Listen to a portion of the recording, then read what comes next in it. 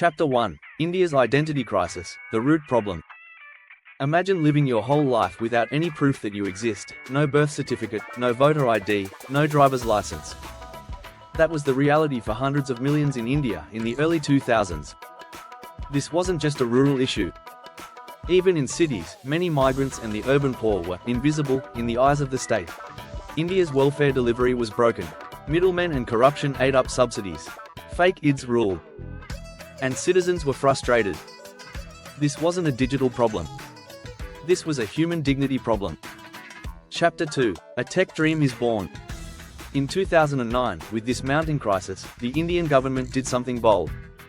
It brought in Nandan Nilekani, a tech entrepreneur who had built Infosys, one of India's most respected IT companies. He wasn't a bureaucrat. He was a builder. His idea? Create a single source of truth, one identity for every Indian. Let's think of this like a startup. Nilekani told his team, we'll use cutting-edge tech, open-source architecture, and build at scale. UDI, the Unique Identification Authority of India, was born. Not inside a dusty government building, but in a small office filled with coders, data scientists, and policy wonks. Chapter 3. Building the Aadhaar engine, from idea to infrastructure. Creating Aadhaar was like building a plane while flying it. Key decisions. No smart cards, too costly and prone to loss. Biometric deduplication, fingerprint plus iris equals 99.9% accuracy. Vendor agnostic system, no lock-in to one company. Open APIs, so that Aadhaar could integrate with banks, telecoms, and state governments.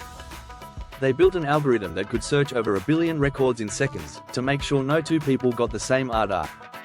Nilekani's motto? Minimal data, maximal trust.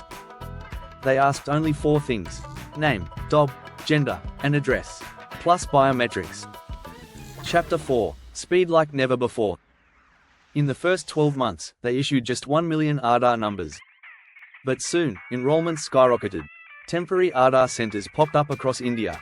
Biometric machines were shipped to tribal villages and Himalayan regions.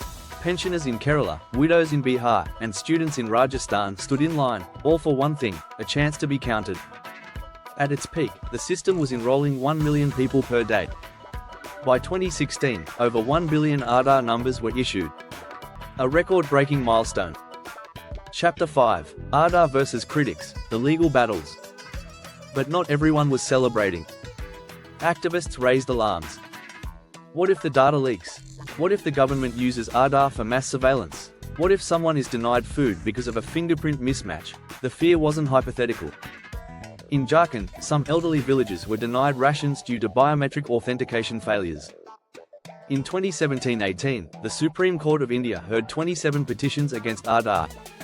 Finally, in 2018, the court upheld Aadhaar as constitutional, but with caveats. Mandatory for subsidies and welfare. Not mandatory for mobile phones or private services. Data must be protected with strong privacy laws. Chapter 6. The Game Changer, How Aadhaar Transformed India. Once the legal green light came, Aadhaar became the digital spine of Indian governance, flying money subsidy reform. Through direct benefit transfers, Aadhaar eliminated middlemen and ghost accounts. Over 2.7 lakh rupees crore saved, approx. $35 billion, 300 plus schemes now linked with Aadhaar, cell phone with Arrow Financial Inclusion. With Aadhaar plus Jan Dhan bank accounts plus mobile phones, Jam Trinity, India created 500M plus new bank accounts. Enabled the world's largest financial inclusion drive, stethoscope health and vaccination. During COVID-19, Aadhaar was used to book vaccines via Cohen, help track health coverage under Ayushman Bharat, money bag payments revolution.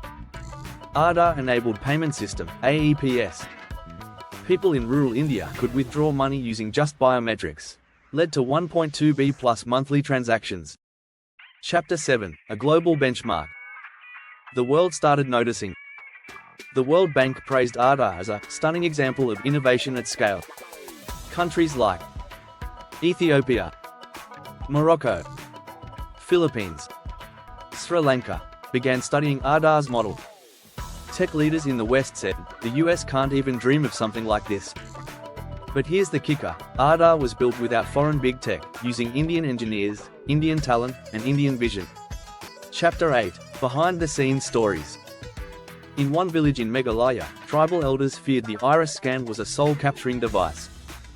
The UIDAI team sat down with community leaders, explained the science, and eventually gained trust. In rural Maharashtra, a 93-year-old woman cried with joy when she got her Aadhaar. "For the first time, I feel like I exist," she said. The team faced hundreds of tech bugs, hardware failures, and even resistance from state officers, but they didn't stop. Chapter 9: Future of Aadhaar. What's next? Aadhaar is evolving beyond just identity. E-signatures, digital lockers, Aadhaar-linked health IDs, interoperable public tech stack, India stack. There's even talk of integrating Aadhaar with blockchain-based identity systems. But with great power comes great responsibility. The focus now is on stronger data privacy frameworks, better grievance redressal, wider digital literacy. Conclusion: a billion identities, one foundation. Aadhaar is not perfect, but it is unprecedented. In just over a decade, India created the world's largest biometric identity system, built not for the elite, but for the most invisible, most forgotten citizens. Aadhaar is more than just a number. It is India's quiet digital revolution.